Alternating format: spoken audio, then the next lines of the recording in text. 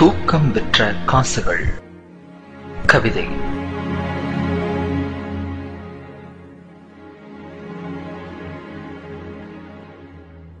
இருப்பவனுக்கோ வந்துவிட ஆசை, வந்தவனுக்கோ சென்றுவிட ஆசை.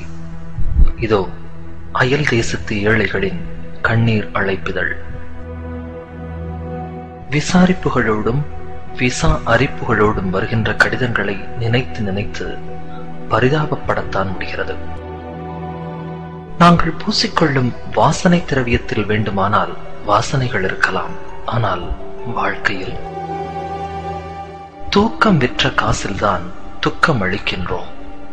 ஏக்கம் என்ற நிலையிலேயே இளமை கழிக்கின்றோம். எங்களின் நிலாக்கால நினைவுகளை எல்லாம் ஒரு விமான பயணத்தினூடே விற்றுவிட்டு கனவுகள் புதைந்துவிடும் என தெரிந்தே கடல் தாண்டி வந்திருக்கிறோம். மர உச்சியில் நின்று ஒரு தேன்கூட்டை கலைப்பவன் போல் வார விடுமுறையில்தான் பார்க்க முடிகிறது இயந்திரமில்லாத மனிதர்களை.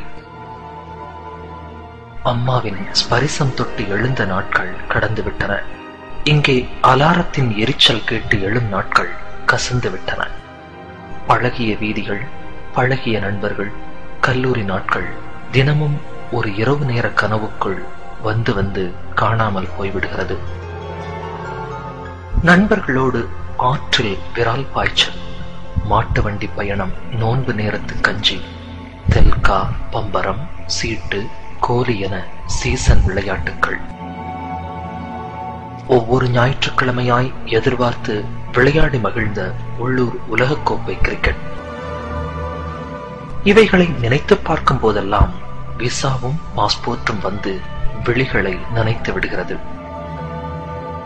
வீதிகளில் ஒன்றாய் வளர்ந்த நண்பர்களின் திருமணத்தில் மாப்பிள்ளை அலங்காரம், கூடி நின்று கிண்டல் அடித்தல், கல்யாண நேரத்து பரபரப்பு, பழைய சடங்குகள் மறுத்து போராட்டம், பெண் வீட்டார் மதிக்கவில்லை என்று கூறி வரட்டு பிடிவாதங்கள், சாப்பாடு பரிமாறும் நேரம் எனக்கு நிச்சயித்தவளின் ஓரப்பார்வை, மறுவீட்டு சாப்பாட்டில் மணமகளின் ஜன்னல் பார்வை. இவை எதுவுமே கிடைக்காமல் கண்டிப்பாய் வரவேண்டும் என்ற சம்பிரதாய அழைப்புதலுக்காக சங்கடத்தோடு ஒரு தொலைபேசி வாழ்த்தினூடே தொலைந்து விடுகிறது எங்களின் நீண்ட நட்பு. எவ்வளவு சம்பாதித்தும் என்ன, நாங்கள் அயல் தேசத்து ஏழைகள்தான். காற்றிலும் கடிதத்திலும் வருகின்ற சொந்தங்களின், நண்பர்களின் மரணச் செய்திக்கெல்லாம் அரபிக்கடல் மட்டும்தான் ஆறுதல் தருகிறது. ஆம், இதயம் தாண்டி பழகியவர்களெல்லாம் ஒரு கடலை தாண்டிய கண்ணீரிலேயே கரைந்து விடுகிறார்கள். இறுதி நாள் நம்பிக்கையில்தான் இதயம் சமாதானப்படுகிறது. இருப்பையும் இழப்பையும் கணக்கிட்டு பார்த்தால் எஞ்சி நிற்பது இழப்பு மட்டும்தான். பெற்ற குழந்தையின் முதல் ஸ்பரிசம், முதல் பேச்சு, முதல் பார்வை, முதல் கழிவு, இவற்றின் பாக்கியத்தை தினாரும் திருகமும் தந்துவிடுமா? கிள்ளச் சொல்லி குழந்தை அழும் சப்தத்தை தொலைபேசியில் கேட்கின்றோம். கிள்ளாமலேயே நாங்கள் தொலைவில் அழும் சப்தம் யாருக்கு கேட்குமோ?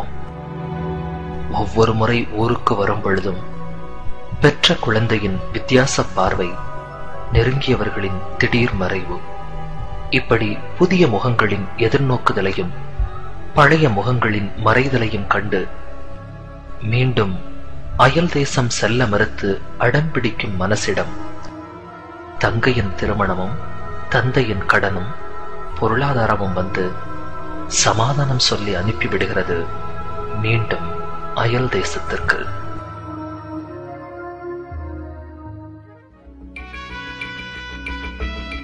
தூக்கம் விற்ற காசுகள்.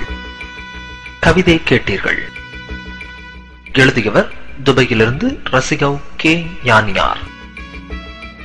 உங்களுக்கு அதை வாசித்தளித்தவர் சிங்கப்பூரிலிருந்து சதகத்துல்லா.